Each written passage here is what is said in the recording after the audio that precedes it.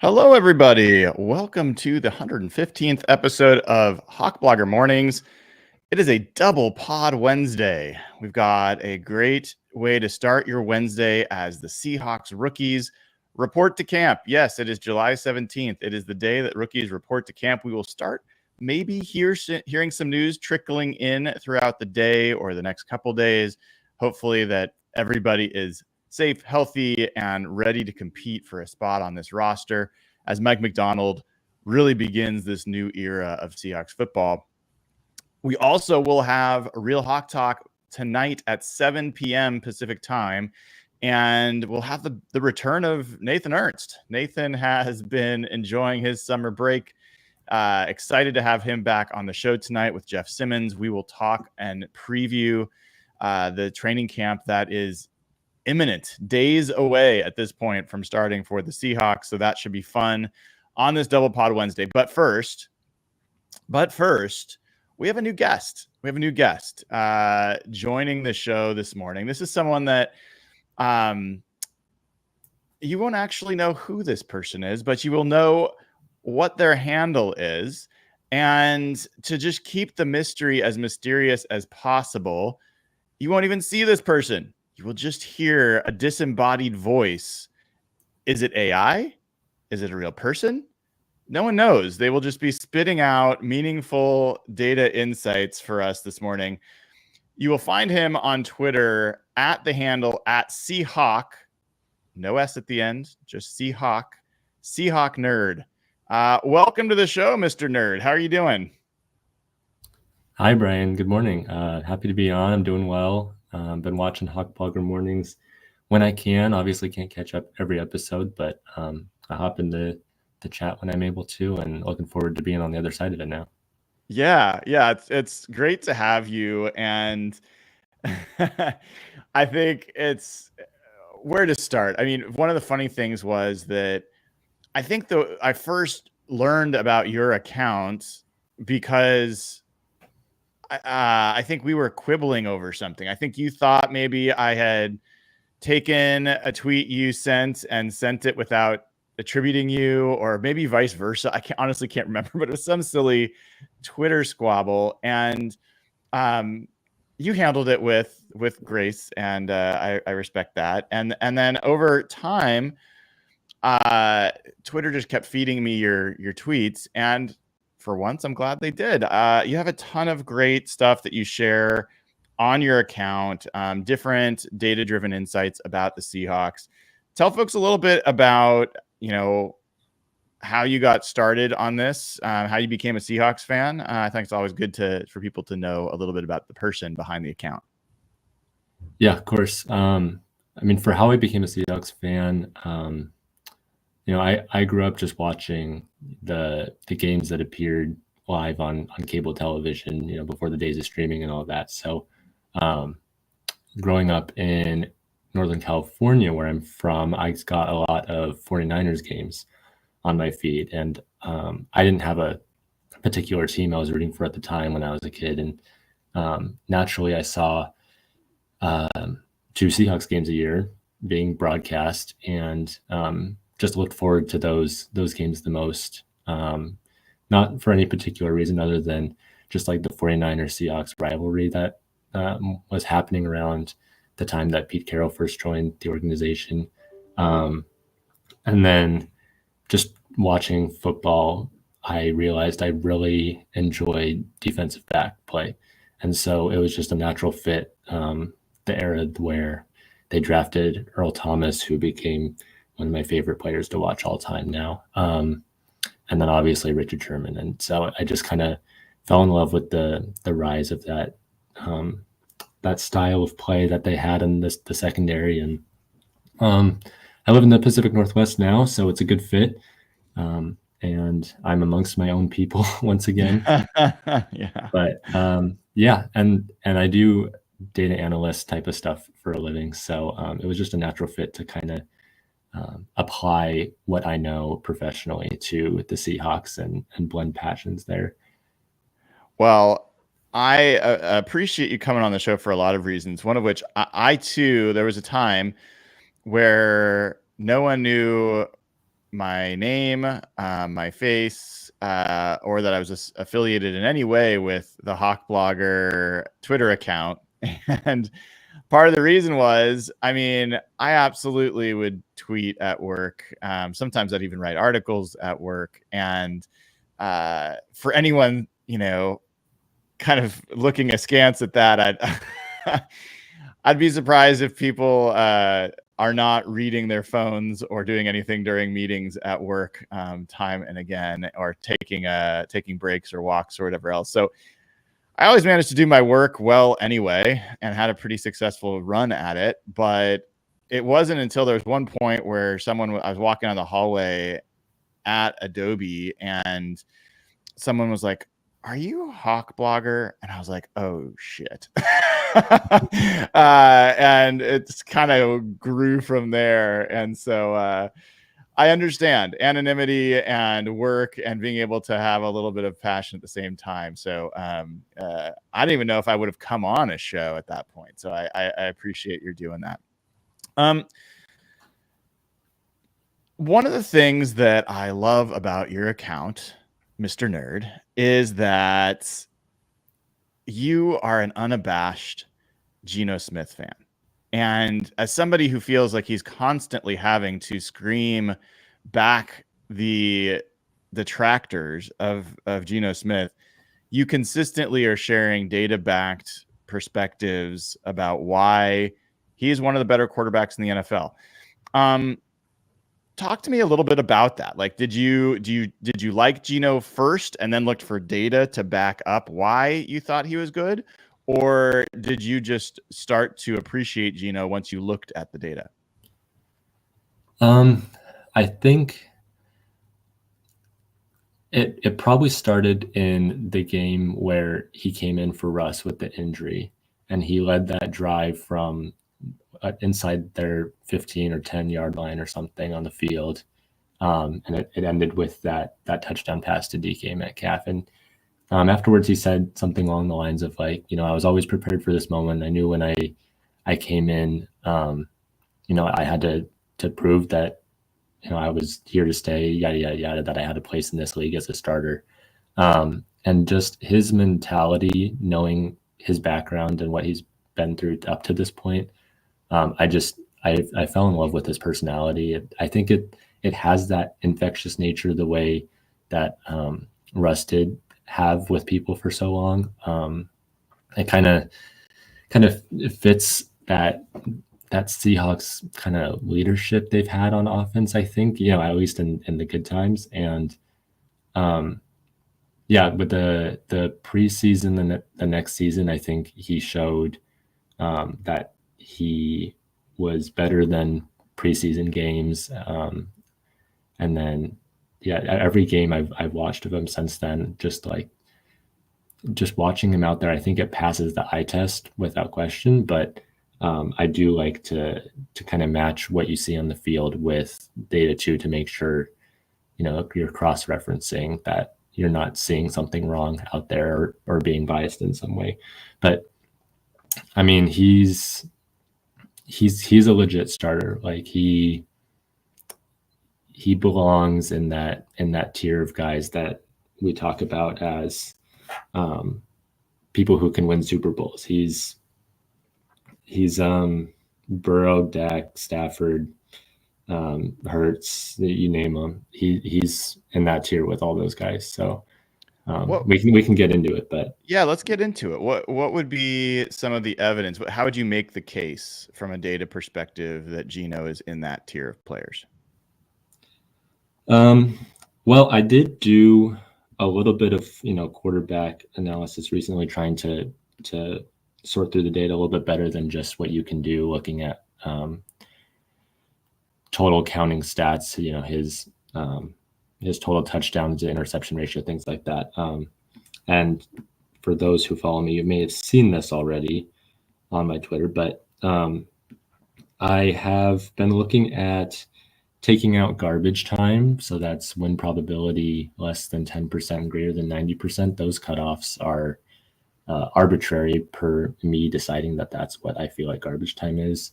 I haven't seen like a good good literature-based reason for what you define as garbage time per se, but just like from a vibes perspective, I feel like if you've got a 1 in 10 chance at winning the game for most games that you play in that situation, you're going to lose 9 out of 10 of them, right? So like that's not an advantageous situation from a competitive standpoint.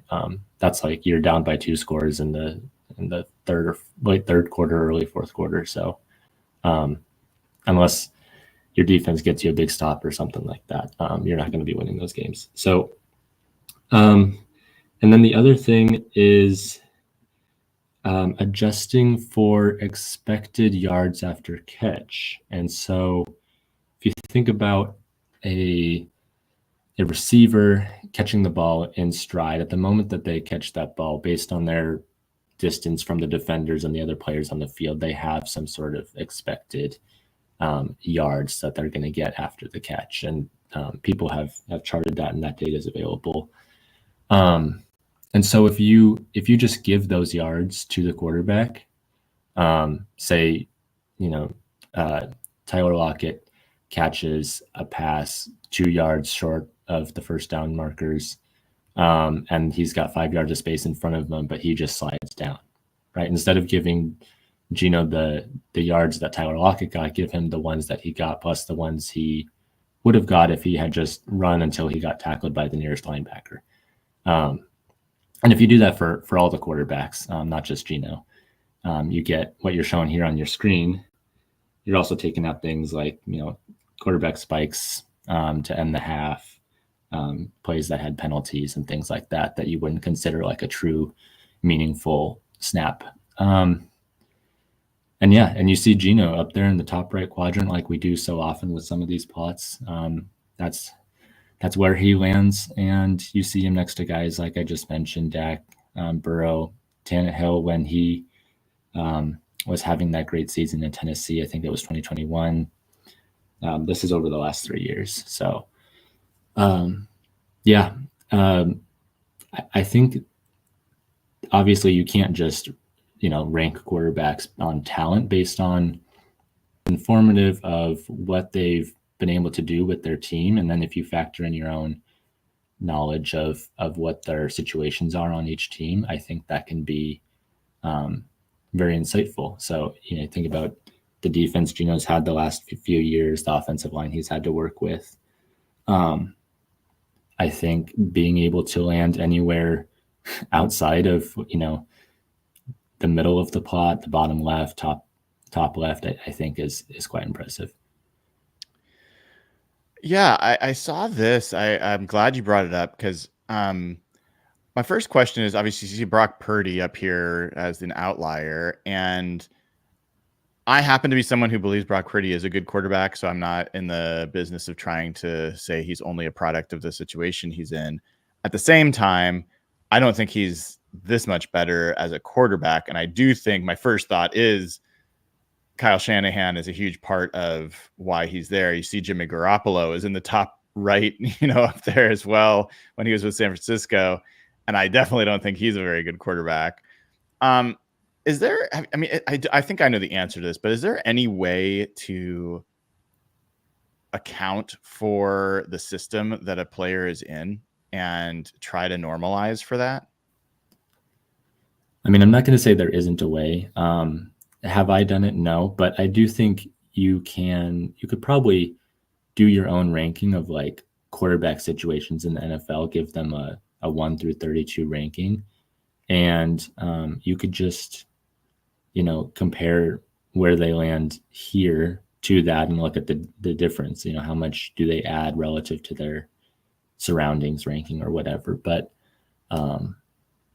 and that's potentially something we could look at. You could also kind of do it in your head looking at the plot, right? Like, Purdy's got the best situation in terms of, his surroundings with Kyle Shanahan and the weapons they have, but he also lands in the best spot in this graph. So it's like, you can't really knock him for it. You can't say that he's underperforming relative to what you would expect.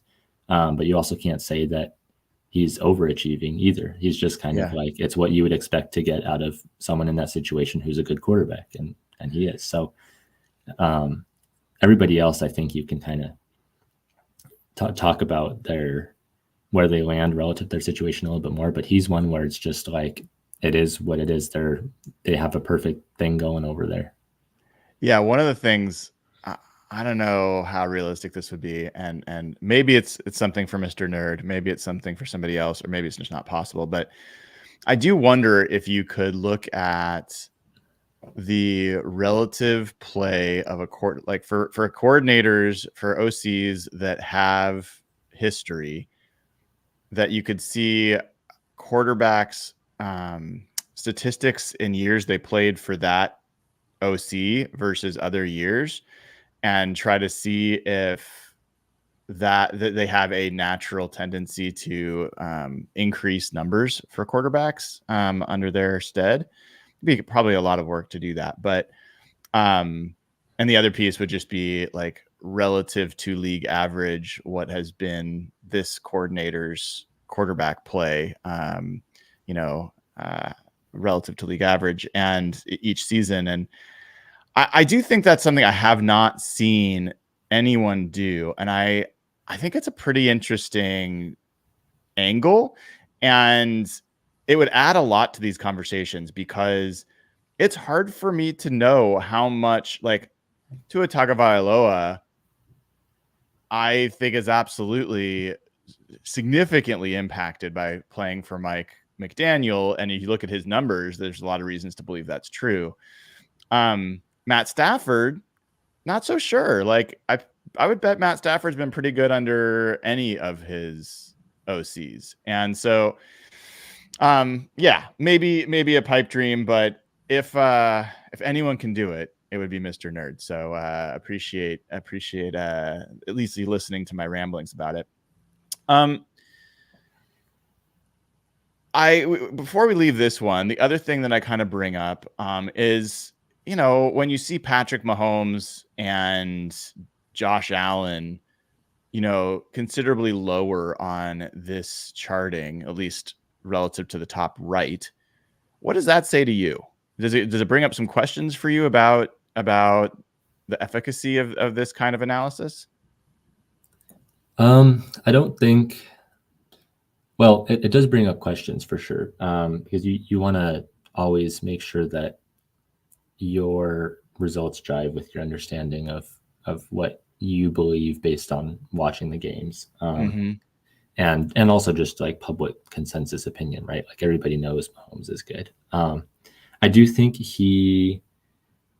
so this excludes passes behind the line of scrimmage. And I do think that he's getting dinged a lot for that here, Mahomes specifically, just because everybody's so afraid of what he can do down the field that he has become kind of like that check down merchant, not in a derogatory way, but like he has really improved his short game and his ability to get the ball to players in open space in the flat. And so I think taking out those aspects of his game make him fall a bit here. And then obviously for Josh Allen, he's a little bit of a more polarizing player, but a guy that people agree is very good. I think, you do take out some of the garbage time win probabilities, and I think that he gets a lot of his kind of EPA production from when the Bills have a lead and they just keep pouring it on, and that's something that good teams do. So he should get credit for that. But I do think that like they have games where over the last 3 years they've just kind of blown teams out. They've scored 40 points, and I'm not sure how many of those points exactly have come from like greater than 90% win probability per se. But I think he gets some of that, and then the rushing production that he produces is not going to show up in the passing stats. So yeah, makes sense. What are some other maybe less commonly held beliefs that your hypothesis you've had that you've found through data, or the hypothesis you've had that you've then kind of validated through data that maybe are not commonly held? Do you have a couple that jump out to you as kind of favorite insights? Yeah, one that kind of came into existence this last season was, and I got to be careful with my wording here, it's regarding the Seahawks running back room. I believe that Zack Shanet should be the running back one in terms of offensive play calling, in terms of workhorse type loads. And Ken Walker should be more their change of pace back, their second guy they bring in for the explosive element. And specifically thinking about carrying the ball, rushing attempts, not the passing production, because I do think that Walker is better as a pass catching back. But handing the ball off between the tackles, I think Charbonnet should be the primary ball carrier there. And I do have some stats to back this up, but I will just say, I think the second half of last season, he really had some moments, particularly in that, I can't remember which of the two 49ers games it was, but there was one where he just, he was doing things against their defense, despite the offensive line kind of being all over the place, that Walker just wasn't able to do on a consistent down-to-down basis. So yeah, I think I've compiled here, I have in front of me their EPA per rush stats, and this is excluding the garbage time outside of the 10 to 90% win probability range. So Zach averaged, so I broke it down by run location. So I have the left end, left tackle, left guard, right tackle, right end, and of course down the middle. And so essentially Zack Shanet was more efficient and had a higher success rate down the middle than Ken Walker. But for the most part, everywhere else, running outside, Ken Walker was better. Now, the thing is, a majority of your rush attempts are down the middle. You get like 35, 40% of your carries down the middle, and then 20% off the guards, maybe 15% off the tackles, and down the line. And there's a little bit of variation here looking at it. Like Zach was better off, Charles Cross's side. Charbonnet was better off the right tackle. There's a smaller number of attempts there, so that's probably just noise. But so Zach averaged 0.15 EPA per play running down the middle. Ken Walker averaged negative 0.08 EPA per play running down the middle.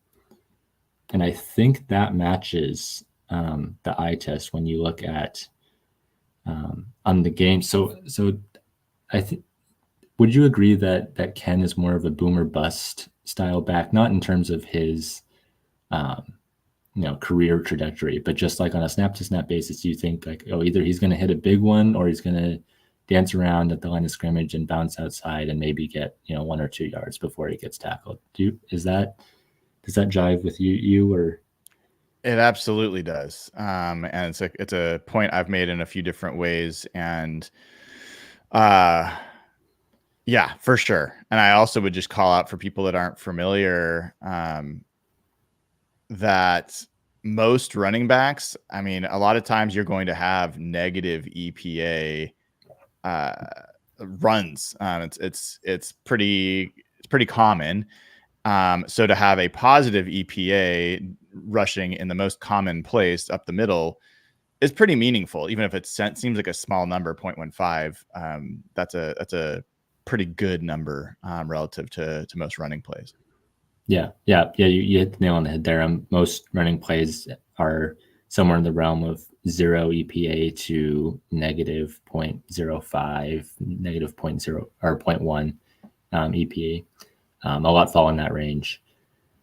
And so, yeah, anything that's generating positive EPA on a run even a small amount of positive EPA, it is good for a run. K9 has been better at mitigating the large negative EPA runs and better at producing the large positive EPA runs. But from that range in between, that like -1 to +1 EPA, Zack has more of his runs landing in those positive category.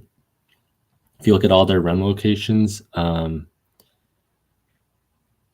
just go down my chart here. So Charbonnet has 78.7% of his runs producing greater than -0.5 EPA per play. So that's kind of like the tail end of a bad run. So most runs, 71% fell between -0.75 and 0.75 EPA per play. That's kind of like the mean, give or take a standard deviation. Is that like the league-wide average? Are you talking about? Yeah, league-wide average. Yeah. Yeah. Okay. So 71% is the league-wide average for this number, and Charbonnet was at 78.5. Is that right? Oh, sorry. So 71% of runs fell between -0.75 and +0.75 EPA per play. That's kind of the range of where typical runs land. Okay. And so greater than -0.50, 0.50 EPA per play. Yeah, so slightly better than the bottom end of that range. Charbonnet had 78.7% of his runs producing that EPA or better, compared to Ken Walker's 76.3%. And then if you just go down the line, you set that threshold to -0.25 EPA per play. Charbonnet had 58.5% of his runs in that category. Walker had 53.7% of his runs in that category. Generating positive EPA per play, Charbonnet 40%, Walker 38%. Producing greater than 0.25 EPA per play, Charbonnet 30%, Walker 28%. Producing. And is this across like all like runs anywhere, or is this just up the middle? Yeah, this is just runs anywhere. It's heavily impacted by runs up the middle, because for both Charbonnet and Walker, most of their runs were up the middle, but it is including those outside runs too as well. But the main takeaway here is that you can quickly see that Walker can provide that home run threat. He has runs that produce 1.5 or 2 EPA per play, where he breaks it off for 40 yards or something. But just in that range of runs that are consistently generating higher than league average positive runs, Charbonnet was the guy. And so I just think that he should be fed the rock more up the middle, and just in general as kind of their workhorse back, staying ahead of the sticks down to down, and then bring Walker in there when you want to move guys off their spot and open things up a little bit more. Love it. And I mean, the other aspect of that analysis, at least my takeaway, is Seahawks have two pretty good running backs. It's not a bad choice between either one of them, which is great. I realize we're half past. I want to make sure you get out of here as soon as you can. What are some other any other data driven insights that you'd want to share? The only other one I had was one of my favorite rookies in the class, and also that the Seahawks drafted this year, Tyrese Knight, their linebacker out of UTEP. So I think he's going to be a very good player for them. I think he's a starter in the NFL. I'm not going to say he's going to make a Pro Bowl or anything like that based off what I've seen so far. But I do think when you're drafting a linebacker, if you can get a starter in the NFL, you've hit on that pick, regardless of how good they are. I think the linebackers are hard to find, and if you're not taking one in the first round, it's kind of a crapshoot. So especially nowadays. But not to touch on that, I did find this article. I was reading this over the weekend. there was a Harvard official blog of the Sports Analysis Collective. They had an article come out in late 2023. And what they did was they looked at linebackers' college stats from their final year and their production in the NFL, and created a model where they looked at which variables were best predictors of their success in the NFL. And at the top of that list of college stats or combine stats, anything you could get from their final year in college, was tackles, total tackles, their final year in college, with a p-value of 0.001. And if you look at Tyrese Knight's tackle stats, he was tied for 5th in total tackles in all of college last year with 140. And 84 of those were solo tackles, which was second amongst all players, any position, any team in college football. And while, we can talk about his level of competition, his teammates around him, what the eye test says about him on the field, I do think there's something to be said for a player whose best category is one that this particular article says is a great predictor of NFL success, and one that just implies that you are constantly around the ball. You find the ball carrier, snap in and snap out. And I think that it kind of reminds me of, and this is a lofty comparison, but it reminds me of watching Devin Witherspoon's college tape, in the sense that you got that feel that in every play, he was looking for a way to end up at the ball carrier. He may not have been the targeted defensive back. The run may not have been coming his way, but he always put himself in a position if a teammate whiffed a tackle, if someone, broke off for a big gain down the field, that he was taking the best angle of pursuit to the ball. He was putting himself in a position to make the play if he could. And I think Tyrese Knight does a little bit of the same thing. I think he finds his way around the line of scrimmage. He's always looking for the ball carrier and kind of relies on his instincts and his angles to end up in the right place. And I think there's something to be said for that. So we'll see how that pans out now that the rookies are here, and we've got preseason games coming up next month. But that's something I'll be looking for. Is he a guy that is able to stay ahead of the play in that sense?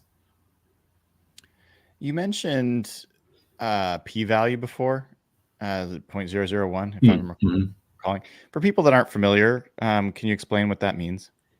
Yeah, so essentially, if you run a statistical test for a significant finding, whether or not something's correlated, you'll get a p-value between 0 and 1, so some decimal value, and it just represents the probability of finding that correlation had the data been totally random. So you're picking, ice cream sales in the summer versus, number of people walking their dogs or something like that, something that you wouldn't expect to be related. And so what a p-value of 0.001 or any low p-value in general tells you that that finding is most likely due to some sort of correlation between your two variables. So in this case, your college total tackles in your final year, and your NFL success, however they measured it. I can't remember in this article, but I think it may have been Madden rating or PFF rating or something from their second season stats. But yeah. So how does that? So I'm also familiar with like R squared. as a correlation measure. It sounds like for p-value, the lower value there is actually a finding of a stronger correlation. Correct. Yeah. Got it. Yeah. So p-values are often used in like regression models and things of that nature. So it's not necessarily like what you might think of as a correlation r-squared value, just a linear trend line. But yeah, if you're looking for whether or not there's a meaningful relationship between what the metrics, that's often a p-value, and the lower numbers you see are better. Got it. Yeah, just wanted to clarify for folks that are part-time data nerds, not full-time. Yeah, appreciate that. Well, Mr. Nerd, I want to let you get out of here and get back to the job that actually pays for all your Seahawks fandom. What can people look forward to? Anything that you've got coming up? Do you write anywhere, or do you just put stuff up on Twitter? Any place people should check out besides your Twitter handle? It's really just the Twitter handle. I do occasionally write things. I usually just post them as threads on my page. But shout out to anyone that wants to hire me as an article writer. Be happy to do that. But yeah, things coming up. I've been kind of trying to put some more statsy type things together. I've been posting recently for different positions. Take a look at running back efficiency, wide receiver efficiency on my page. Thinking about doing tight ends next. But other than that, I'll be doing kind of stats-based power rankings throughout the season. So once the season starts, if you want to see where teams stack up in the power rankings based on the advanced analytics, you can find that on my page. And yeah, other than that, I just have general, Seahawks type takes and content and opinions and stuff that I generally post about on a day-to-day basis. So. Well, folks, if you aren't already following Seahawk Nerd at Seahawk, no S, Seahawk Nerd, I highly recommend it. The way you'll know it's the right account is it will be full of charts and graphs and data, and that would be the well-earned title of Seahawk Nerd with all of that great insight. Mr. Nerd, it has been great having you. Thank you so much for taking some of your morning out to talk to us, and let's look forward to a good season. Hopefully we'll talk more. Yeah, sounds good. Thanks, Brian. All right, everybody. That was Seahawk Nerd, Mr. Nerd to all of you. I thought some interesting pieces there. We talked a little bit about Geno. He's got a lot more about Geno. We could have gone deeper there, but I know that I've made a lot of case for Geno, and people might be tired of all the Geno talk. I did not know his other two insights, what they were going to be. Surprised to hear about the Charbonnet take, and we've discussed that on this show before, and I've looked at that in different ways. It was fascinating to hear Charbonnet at almost any cut of how you looked at EPA per play rushes was a higher performing player than Kenneth Walker last year. And that's the first time I've heard an analysis where there was that much consistency in favoring Charbonnet over Walker. What I really have as a takeaway there, more than Charbonnet should be the starter, is that they've got two starting quality running backs. That's what I believe. I think that they have those two starting quality running backs, and they've had an absolute shit run game. Like, not because of the running backs, not even necessarily just because of the offensive line, although that's a big part of it. I really believe Shane Waldron does not know how to call a running game. I don't think he knows when to call running plays. I don't think he knows which running plays to call. I don't think he knows how to accentuate the strengths of his players very well in the run game. And so I am looking forward to Ryan Grubb and Scott Huff really coming in with a fresh perspective on the run game. Everybody's focused on how they're going to affect the passing game. I think maybe the bigger change, the most noticeable change on offense is going to be the running plays and the running game. And so I'm looking forward to that. I also think we're going to see more screen games, more quick game that will involve the running backs. So that is another way that I think it'll be different. But I think both those players are very good, Charbonnet and Kenneth Walker. I don't have a problem with one starting or the other. I do have a problem a little bit when, Zach Charbonnet at the beginning of the season was never getting more than like 5 or 6 carries. That I think is a problem. I think he absolutely should be getting more. I did have a problem when there were games that were very clearly slug it out games that you needed to be grinding out yards between the tackles. And the team was stubborn about sticking with Kenneth Walker and not realizing that's probably a Zach Charbonnet game. He should be maybe getting the bulk of the carries. There's times where the biggest weakness or advantage is on the edge, outside zone, toss plays, whatever. Kenneth Walker is going to always be better at those kinds of plays. And so I'd love to see better utilization and understanding when to use which player and not just stick with a specific ratio of carries or they are in there for these particular plays, but understand the rhythm of the game, the rhythm of the backs, how they're actually performing, and sometimes stick with the hot hand. So that's something that I would like to see change, but interesting to hear from Mr. Nerd. He feels that Zach Charbonnet should be the starter. That was an interesting one. And then Tyrese Knight one. I also did not know that piece and the study that he referenced. We learned a little bit about p-value together. So hopefully you guys are all now ready to put in your applications for a data science role, data analyst role somewhere. But knowing that Tyrese Knight was second in college football in solo tackles, knowing that he was, I think, fourth in total tackles in his final year, and knowing that that is the highest correlated predictor of being a good NFL linebacker is a good thing. And what have we heard from Mike McDonald about Tyrese Knight consistently? Like, this guy finds the ball. He understands how to get to the ball carrier. And people have talked about him like you watch his tape and it just looks like kind of a madman that has just been fired out of a cannon. We've heard from Mike McDonald that there's parts of the position that he has not been asked to do in college that he's going to have to learn at the pro level and that they're ready to teach him that. The general impression is that he's a developmental player, that he will not get many snaps this year. But there was a feeling, I mean, he started to make some plays, some interceptions, some tackles. Like, I think toward the end of minicamp, he started to take what seemed to be steps forward. So once the pads come on, once we get into more competitive situations, he is 100% a guy I'll be watching closely because, look, I mean, as of now, I think that the inside linebacker position is the biggest question mark in terms of roster depth and quality on the whole roster.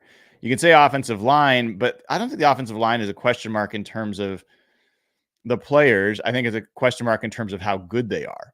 I don't think there's no need to like, oh, we need to go out and get another, depth guard or tackle or center. We've got enough. You just don't know how good they're going to be. With inside linebacker, I mean, you got 2 guys that are your starters, one of which has only started half a season for Buffalo and Tyrell Dodson. The other, Jerome Baker, is battling some injuries. Both of them are battling some injuries. And then you've got all question marks behind there. I mean, Tyrese Knight is a question mark.